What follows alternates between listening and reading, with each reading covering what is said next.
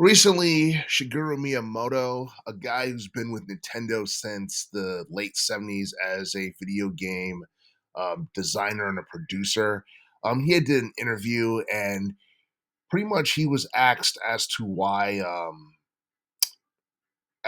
there's like so much fatigue within the gaming industry and how like for the most part people don't care about console specs and quality and stuff like that. And what I mean by quality, I mean like 4K graphics and Blu-ray tracing and all that high-tech stuff that's used to make video games nowadays. um he pretty much talked about like the state of the gaming industry and how for the most part it seems like it's just in a general decline. And a lot of people are going to go on record and say that for the most part it seems like he's right, because you look at like Nintendo and you look at like all the headlines they're involved in or they've been involved in the past couple of years. Um, you don't really hear much about Nintendo like laying off staff or pretty much shutting down studios or anything like that, like you do with Sony or Microsoft or any other like video game company for the most part. You don't hear too much about millions of dollars in terms of losses and cutting back and restructuring from Nintendo, like you do with so many other like video game industries. And he might have a point in terms of like people not caring about specs anymore or about console specs, because having a high quality 4K like Blu-ray video game doesn't mean it's going to be um that games are going to be successful or anything like that, because the proof is in the pudding. You've seen it with all the recent layoffs that Sony has undergone, and I guess the amount of dissatisfaction that players have expressed towards Sony as of late.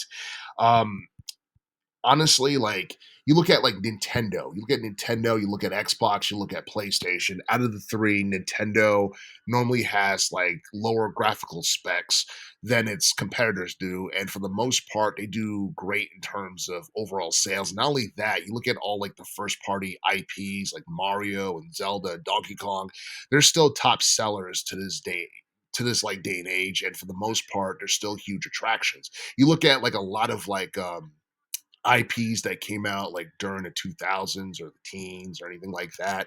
You don't hear too much about them, or they're not as popular as they used to be. I'm talking about Halo. I'm talking about God of War to a lesser extent, because God of War Ragnarok came out in like late 2020, I believe, and hardly anyone really talks about it.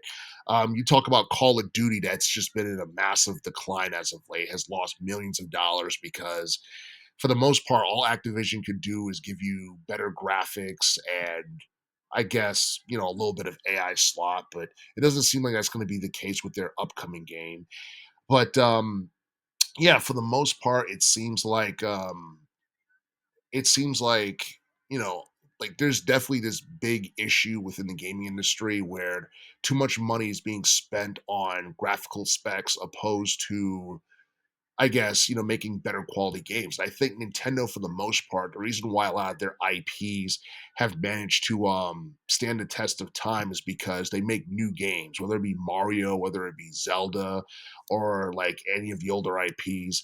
They take old games, they keep the same like formula that was used in the old games, and they use them in newer games. And they're still massive attractions because of nostalgia and because of the fact that they were among the best within their respective genre. And the thing is, like you look at like so many like first person shooter games nowadays, that doesn't seem to be the case. You have high quality video games with 4K graphics and 100 or sorry 1080p resolution, and like a lot of games are either like indie games, or they just so happen to be, I guess, a copycat of another like video game, and it just seems bland and boring. It's just that the gameplay experience of a lot of like shooter games, for example, just seems bland and boring. Or you have like RPGs that they're like brand new, but at the same time, there's nothing really special about it, and you could tell it's copying something else. And I just feel like a lot of video games don't seem to connect nowadays because of massive spending, lack of originality, too much emphasis on console, graphics and stuff like that. And the amount of money being put out to produce like certain consoles, like the Xbox Series X, and I guess the games affiliate with that, it's not, it's not, it's not significantly lower than like what's being made off of it in terms of profit. Like you have games like the last Halo game that we got was I think it was Halo Infinite from 2021. I think at one point it had a massive player count, and then like shortly after that, years after, it just became quickly irrelevant. And I don't know, you have those servers up, and it's like, okay, well, running those servers is obviously going to cost, millions of dollars, and the more the player count drops, the more money you're losing. So like stuff like that, I'm just using that as an example, are among the reason why like a lot of studios shut down and why games fail. And then on top of that, it just seems like I don't know, it just seems like newer like video games and new IPs, I don't know, they don't seem to really connect, with adult gamers. It's easier to try and make a brand new game that kids can connect to, but at the same time, if you're like an indie studio that's just getting started and you're putting out a new game, people are obviously going to prefer AAA video games over something that's brand new, even if the game is good. And I honestly feel like you have like this large ecosystem of video games, and I honestly feel like AAA video games and older IPs are always the ones that have the advantage because they're well known. They've been around for years or even decades, and because of that, they have that advantage. Like Nintendo is like every Nintendo console that's ever come out, like since the 80s, the first party IPs have always stood out for the most part. And as a result, um, you have like some of the best selling video games like ever on like Nintendo consoles, like specifically in the Mario and the Zelda series. And then and it's to a point where third party games cannot really shine on anything or any console that's for the Nintendo. And I honestly feel like it's one of those things where Miyamoto is right in certain instances. Like it like Nintendo could definitely put out like better games or more entertaining games using lower like graphics and graphical specs and stuff like that. But at the same time, you look at PC and you look at PlayStation gamers, and you look at people who are fans of Xbox, um, they're held to higher standards because you look at like the 90s when or even like the early 2000s, like 90s to early 2000s, PlayStation, the original PlayStation was 32-bit, while Nintendo had released the Nintendo 64 back in 96. The original PlayStation console came out back in 94. And then by the time we got to like the year 2000, they came out with the PlayStation 2, which was like 128 bits. And I think after that, the following year in 2001, Nintendo jumped to GameCube. So pretty much PlayStation's main identity has been having better graphics and higher resolution and stuff like that over Nintendo for the most part. And when Xbox pretty much entered the console wars, it was pretty much the alternative to PlayStation. So I honestly feel like, PlayStation and Xbox, they existed to be like stronger or to produce stronger like consoles than anything Nintendo was capable of producing. And it seems like as time has gone by, Nintendo has always been like a step behind both PlayStation and Xbox in terms of like graphics and specs and all that stuff. And then Miyamoto's now, telling everybody that, that stuff doesn't matter anymore because as far as graphics are concerned, um, I honestly feel like gaming has evolved significantly to a point where graphics no longer matter anymore. Like graphics getting better was something that mattered in the 90s and the 2000s. And I feel like ever since the PlayStation 4 era onwards, like it doesn't really matter so much anymore because I feel like too much realism is something that is definitely killing gaming to a point where a lot of video games you play nowadays feels like real life simulation. Video games, for the most part, have to feel like video games.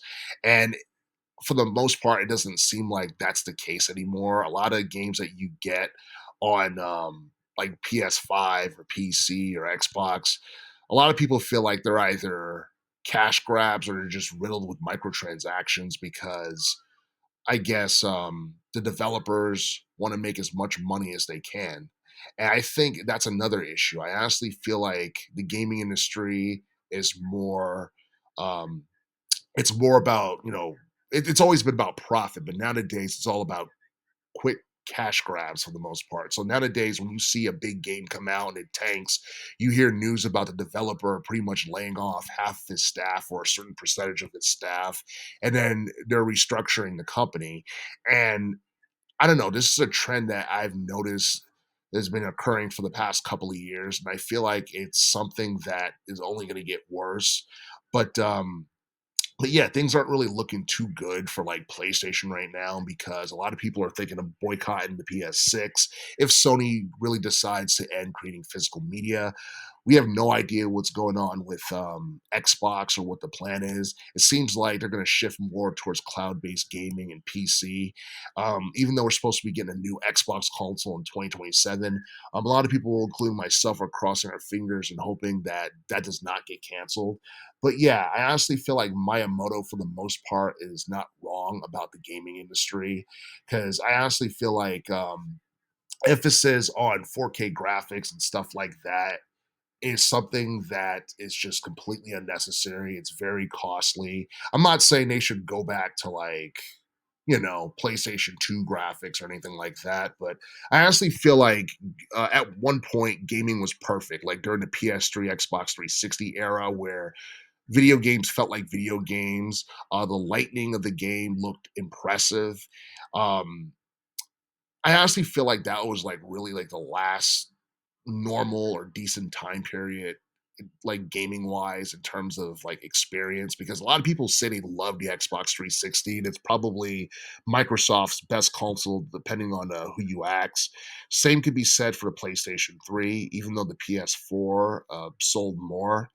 Um but yeah, like I honestly feel like, the prices of just about like everything, like the cost of a game, the cost of accessories, um having to own an Xbox Pass or a PlayStation Plus subscription, the cost of gaming in general is ridiculous nowadays. It's like nowadays we just get higher resolution, better graphics, and it's more costly than ever.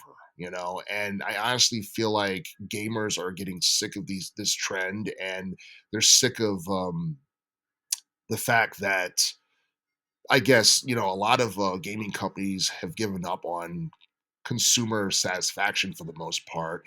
And I think it's turning people back to retro games. And and I'm not gonna sit here and act like Nintendo doesn't have its faults because, they've had several lawsuits over the past couple of years, mainly due to emulation and piracy.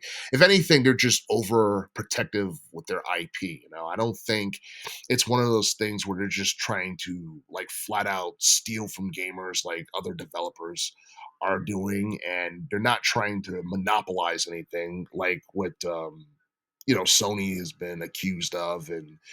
And yeah, I mean, like the problems that exist with like PlayStation and Sony, they didn't happen during the previous generation, at least not to my extent. Didn't happen during the PS3 era or the PS2 era or anything like that. I honestly feel like corporate greed is one of the things that have ruined the gaming industry. The obsession with just better graphics, even though it's not really a significant improvement from what we got during the PS4 era. And and yeah, I honestly feel like in terms of graphics and gameplay, um, Yeah, it's just like things will definitely get better, but it doesn't necessarily mean the overall gaming experience is going to improve. And unfortunately, it seems like by the time we get to 2030, physical media might be less of an option. It's going to be one of those things where you can pay for digital downloads, but you won't own them. And that's mainly to the fact because of like manufacturing costs are so high and because the price of physical media, like physical games, brand new games that come out, they're gonna be like 80 to $100. And by the time we get to 2030, it's probably gonna be like 120 or $150, which is absolutely ridiculous.